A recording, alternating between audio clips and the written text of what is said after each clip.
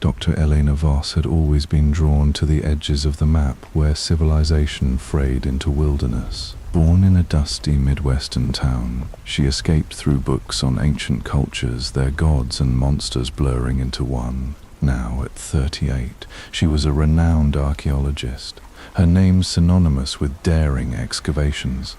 But this one was different. The Amazon beckoned with promises of a pre-Columbian empire lost to time, its ruins hinted at in fragmented indigenous lore. The expedition began in Manaus, a bustling port where the Rio Negro met the Amazon. Elena's team loaded supplies onto boats, tents, tools, rations for weeks. Marcus Klein, her right-hand man, a former Marine with a scar across his cheek from a bar fight in Peru, joked about anacondas and piranhas. "As long as they don't eat the beer," he quipped, slapping Li Wei on the back. The botanist, a slight man from Shanghai, adjusted his glasses and muttered about endemic species.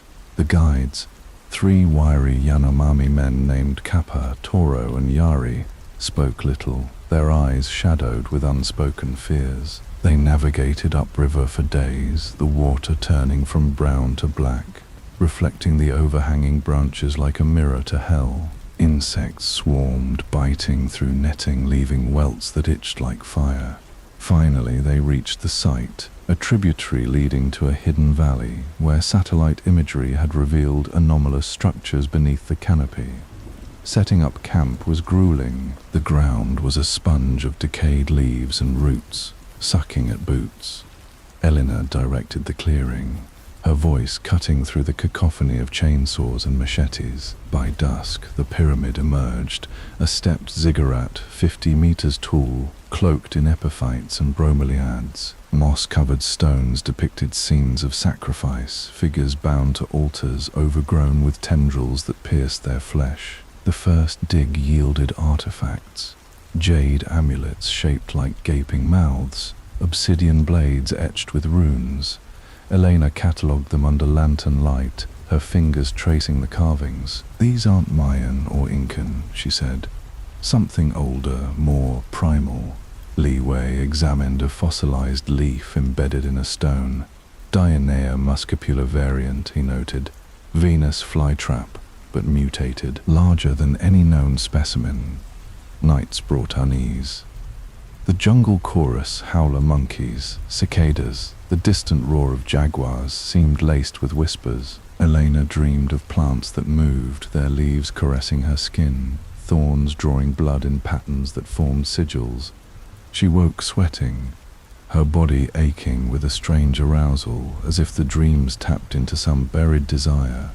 On the 5th day, they breached an inner chamber. Torchlight revealed walls painted in vivid hues, priests in feathered headdresses feeding captives to enormous plants. The victims' bodies were depicted in stages, limbs ensnared, skin dissolving, bones bleaching white.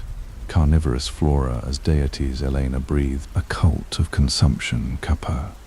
The eldest guide crossed himself despite his tribal roots. "More of the forest," he warned in broken Portuguese. "It eats the lost, do not wander." Elena dismissed it as superstition, but Marcus noticed her distraction. "You okay, boss? You look like you've seen a ghost." "I'm fine," she lied, though the mural stirred something visceral, a mix of fear and fascination. That afternoon a storm hit, a deluge that turned the site to mud. Work halted, the team huddling in tents. Elena, restless, grabbed her pack and ventured out. "I need air," she told Marcus. The rain masked her departure, drumming on leaves like fingers on flesh. She followed a faint trail, machete in hand, flashlight cutting through the downpour. The jungle swallowed sound, leaving only her breaths and the squelch of mud. Vines looped like nooses, flowers blooming in unnatural colors, crimson petals veined with black, exuding a scent that made her head spin, sweet and musky, like sex and decay. Hours passed. The storm abated, but the path vanished. Panic rose as she circled, landmarks blurring. "Marcus! Lee!" Her shouts died in the thick air. The radio hissed static, batteries drained by humidity. Deeper she pushed, thorns raking her arms, drawing beads of blood that attracted swarms of ants. Exhaustion set in, her legs heavy. Then a glow, a bioluminescent shimmer leading to a glade. The air thickened, heavy with pollen that coated her tongue. In the center stood the abomination, a Venus flytrap scaled to nightmare proportions. Its stem rose 10 feet, thick as a tree trunk, armored in spines, leaves fanned out like wings, each lobe fringed with cilia that quivered. The trap head was massive, a pod split into 2 halves, inner surfaces glistening with mucilage, studded with trigger hairs and razor thorns. Bones littered the periphery, skulls cracked open, femurs gnawed clean. Elena froze, heart pounding. This was the maw alive and waiting. A root tendril snaked out, wrapping her boot. She yelped, swinging the machete, but it glanced off, sap spurting like blood. More tendrils emerged from the soil, coiling around her calves, barbs embedding in flesh. Pain exploded as they pierced muscle, blood flowing freely. She fell backward, the ground yielding like a mattress of rot. The plant dragged her inch by inch toward the pod. Tendrils climbed higher, encircling her thighs, squeezing until skin bruised purple. One lashed her wrist, dislocating it with a crunch, the machete dropping. The pod yawned open, exhaling a fetid breath of digested remains. Elena thrashed, nails raking dirt, but the pull was inexorable. Her foot entered first. The lobes closed gently at first, like a kiss, then clamped with bone-crushing force. Toes pulverized, nails splintering, blood squirting from crushed vessels. Enzymes flooded the chamber, a corrosive soup that blistered skin instantly. Bubbles formed as flesh melted, layers peeling away. Epidermis, dermis, down to subcutaneous fat that liquefied into yellow ooze. Nerves screamed, every fiber alight with agony.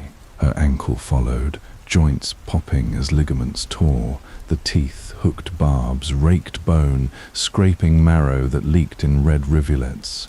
Elena howled, voice breaking, tears mixing with sweat. Tendrils hoisted her, inverting her partially, blood rushing to her head. Her calf submerged, muscle shredding in fibrous strands, tendons snapping with twangs. The acid invaded wounds, dissolving tissue in hissing foam, exposing tibia that etched away like sugar in water. Panic morphed into delirium. Visions assaulted her. Her body as fertile soil, seeds sprouting from pores, vines erupting from orifices in bloody birth. The pain transcended physicality, becoming a dark rapture, her hips bucking against the restraints. The plant's maw widened for her knee, patella shattering like glass under pressure. Cartilage ground to paste, synovial fluid mixing with enzymes in a slick slurry. Thigh meat sloughed off in chunks, quadriceps unraveling like pulled threads, veins bursting in sprays that painted the interior scarlet. Now her pelvis entered the fray. The lobes engulfed her hips, thorns puncturing gluteal muscles, tearing through to intestines. A loop of bowel prolapsed, inflating with gas before rupturing, spilling fecal matter and bile in a noxious flood. The acid attacked, breaking down proteins into amino acids, the smell choking, rotting meat and vinegar. Elena's screams devolved to gurgles as ribs cracked one by one, puncturing lungs that filled with blood.